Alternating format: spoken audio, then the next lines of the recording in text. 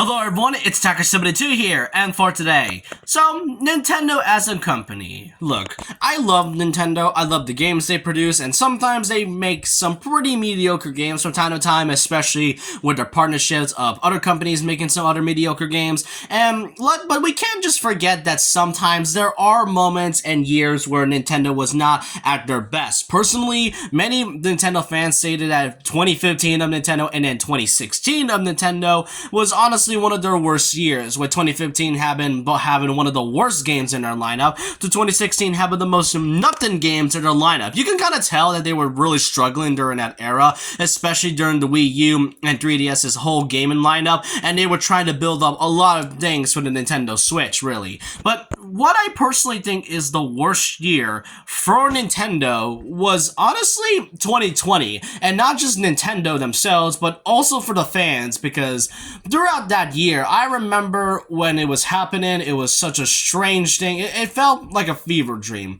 That's all I can truly say. It felt like an absolute fever dream of what happened during that era. And it was a really worst year to start off a whole new decade. And not just Nintendo was affected by this, but also other companies, but I feel like Nintendo fans and the company suffered the worst from it. So I kind of want to go through in this video a big summary of what Nintendo had to go through, where it goes from specific topics, some really controversial areas, and especially from the fact that Nintendo has gone through a lot of things that Nintendo fans really shouldn't have to go through, really. And before I start, I want to mention that there is one very serious topic to discuss in this video, and it may cost a lot of fans to be, and for those who are watching this video, a bit uncomfortable. I know it's been a few years, but it definitely kind of broke that person's reputation. If you know what I'm talking about, then you know.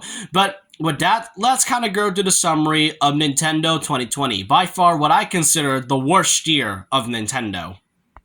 First off, January. January started off, usually whenever you start off a new year, you gotta start January with something really strong. Sometimes it can end up pretty, sometimes end up pretty going well, while there are moments where it goes very bad. There, we came out with Mr. Sakurai presents the 5th fighter of the first Fighters Pass. The first 4 fighters were incredible, with the additions of Joker from Persona 5, the addition of the hero from Dragon Quest, the long-awaited inclusion of Banjo-Kazooie, and a surprise edition of Terry Bogard from the Fatal Fury and King of Fighters series. So the 5th fighter was something that fans were excited about, because this was at one time when people thought it was just going to be third-party characters from all the 4 editions, and there was going to be more fighters added later on. There, it was announced that at around January 14th that in 2 days we will be getting the Mr. Sakurai presents the 5th fighter for the first Fighters Pass. Many were hoping on which characters could it be. Could it be Sora? Could it be Dante?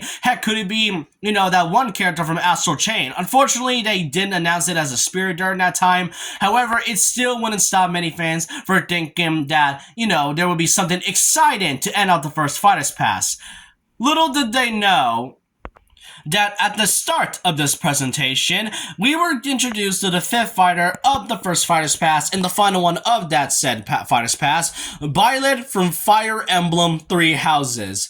You would not believe the absolute rage and salty reactions I saw from the Smash fans and Nintendo fans the moment they saw Violet being added to Smash Brothers. We gotta remember, after Corrin, we were given the addition of Chrom in the base game of Ultimate. So to add an 8th Fire Emblem character of all things, rather than adding some really cool characters like Dante, or at least a new Zelda character, definitely made a lot of fans mad. And I've stated this from time and time again, that I don't mind a Fire Emblem character. I just kind of feel like the way they keep on adding this over other franchises like Zelda and Kirby definitely feels a little bit off. But I will admit that the character is cool. I just hate the timing of it. The fact that Violet was the 5th fighter out of everything was terrible timing, coming out from 4 amazing new additions. And the character addition was so bad for many Smash fans that Sakurai had to come out and admit that yes, he did admit that there is a lot of Fire Emblem characters, and he has admitted that there will be no more Fire Emblem characters being added during the second Fighters Pass, which it was proven to be right though. But yeah, it was not a strong way to start off the year for 2020, especially for Nintendo fans and the Smash fans in general. You would not believe all the salty reactions I saw. I don't mind Violet as a character. I just kind of wish the timing wasn't so terrible, and the trailer could have at least been done more better than, it being abruptly shown that it's literally a Fire Emblem character. So yeah, not a way to start off the year and all. However, maybe this, throughout 2020, things could go a little bit better, right? Right? Well, unfortunately, no, because during the April of 2020, the pandemic started and everything went to hell. Now, yeah, it kind of started to spread at around 2019, but then it got started a bit more serious at around spring of that year. It affected a lot of companies, and especially Nintendo, where people had to work from home, things had to get shut down, events getting canceled. It was something that I feel like Nintendo and everyone else was not expecting, especially from the fact that the pandemic, pretty much destroyed and delayed a lot of projects and big things that will be happening for said companies. And really, it happened for a lot of Nintendo fans. And what's even worse were the Nintendo Directs. The last Nintendo Direct we had at the time was around September of 2019. And almost every year, we almost get some sort of annual Direct and such. Instead of a Nintendo Direct, we were instead given Nintendo Direct Partner Showcases, a sort of presentation that gives out collaborations with other third-party and indie developers. This kept on going, and this made fans even more angry. Now, the only big titles that came out before the whole partner presentations were some games I would consider. Animal Crossing came out at around March of 2020, which definitely gave this game huge rise in, since because that's like the only thing people can do at home during the pandemic. Then on May of 2020, we were given Xenoblade Chronicles Definitive Edition, and July of 2020, we were then given the surprise reveal of Paper Mario the Origami King, which was announced at around May. But still, it was not a great time. Partner showcases really made fans mad because we didn't exactly get a real Nintendo Direct. That is until around 2021 and such. And the last time at around October 2020, it stopped, but we wouldn't see another partner showcase until 2022 of last year. And honestly, this was a better partner showcases than the ones we were given back in 2020, but it was still not a good time for Nintendo fans. Let's just be honest about it. That is until Among Us came around, but I'm pretty sure that game's been forgotten at this point. Now, this next segment of the video, now, like I mentioned at the start, this right here goes around a very serious topic that I feel like that for those watching will be very uncomfortable for this. So, if you don't want to see this right now or anything else, I recommend just not watching this part of the video and just skip it to the next segment, because this is going to be going through a serious topic. So, Violet wasn't a great start, wasn't a good way to start the year. Yeah, it made many fans mad, but at least it was gotten a little bit better with the addition of Min from ARMS. With Smash Brothers, it didn't get any better. It started at around July of 2020, where there were some really very serious allegations, really serious allegations between two Smash competitive players, that being Zero and Nero. You may have noticed that both of their YouTube channels, with more specifically Zero, had their comments, not shown at all, and that's because recently they were given allegations of grooming, and grooming is a very, very serious thing that should not be tolerated whatsoever, and Zero has admitted to doing that. That made not just me, but a lot of Smash fans really disappointed that a lot of Smash Bros. YouTubers had to come out and mention the allegations. They had to apologize. It was mostly just those Smash Bros. YouTubers that came out and stated that they were disgusted by this act and how it pretty much hurt the Smash community's whole reputation. Because the Smash community's reputation is already bad enough as it is. Adding allegations to it makes it even worse. And it's sad to think, because Zero was also a huge competitive player back in the 2014 era when Smash 4 was still in the running. So seeing those two specific Smash players get into some serious stuff was really disgusting. And I've expressed about this about a few years ago, and I'm pretty sure Sakurai was also disappointed on the Smash community's whole shtick and all. So yeah, that's all I can really say about it. You can look it up yourself. I really am sorry for those who are uncomfortable from this topic, but we can move on to another topic of this with the next segment that I personally think changed the whole viewpoint of Nintendo from the Nintendo fans.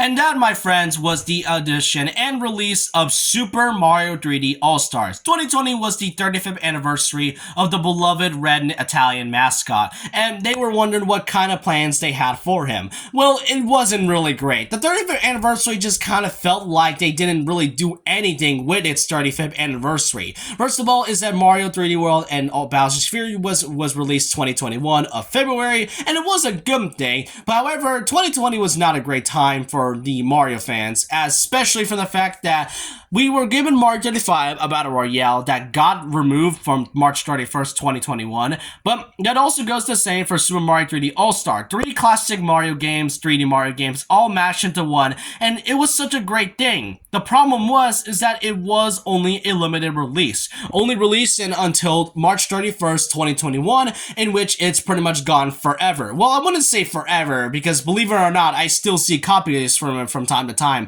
I mentioned this topic a few times in the channel, but it was still a frustrating thing to see that Nintendo was just gonna remove this. I can understand not making it any more physically, but why remove it digitally? Because let's just be honest, the scalpers are definitely gonna have a fun time scalping this entire game. And what's kind of worse is that Nintendo hates piracy. I feel like most companies hate piracy, not more than like with Nintendo. But if you're pretty much going to make this game a limited release, then yeah, I can see why fans do a lot of piracy from time to time, because you can't get some of those games anymore, especially the old classic NES and SNES games specifically. And really, this whole controversy with Mario 3D All-Star and the 30th anniversary, this is what changed Nintendo's viewpoint from the fans themselves. I remember seeing it, and it was not a great time. It changed the whole viewpoint of Nintendo, thinking that they're a greedy company, and it got even more worse when something came up as well.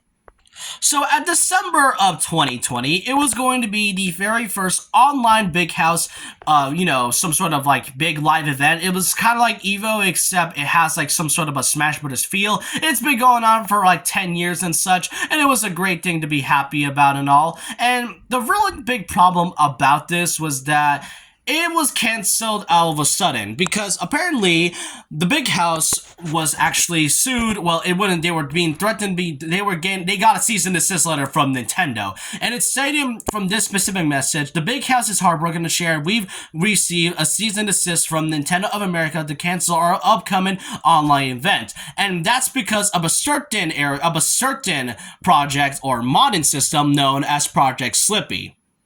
And for those who don't know what Project Slippy is this modding part where it's a way for them to mod Smash Melee to go online, because Melee didn't exactly have any online functionalities back then. And Melee is one of the most competitive fighting games that many Smash fans love from this. And Slippy is like the only way for many Smash Melee players to play this, since online wasn't a thing before it was popular. But apparently that kind of got Nintendo really angry, because that just made them cancel the entire online event, and that caused many fans to be very, very angry from Nintendo. Because yeah, I can understand why modding is not a good thing, but I mean, Smash Melee is such a huge competitive game, and plus, the pandemic was still going around, and the only way they could ever do it online is with the Project Slippy. So the fact that Nintendo didn't want to allow this definitely wasn't a good sign on them. And it's even worse from the fact that the Splatoon 2 community also came in and supported the Smash community even after the allegations with their whole canceling Slippy. And that caused Nintendo to also cancel the North American Open for December of 2020 as well, because of Splatoon 2's community supporting the Smash community, which also hurted their reputation way, way more than expected. So, yeah, that's all I can really say about Nintendo of 2020.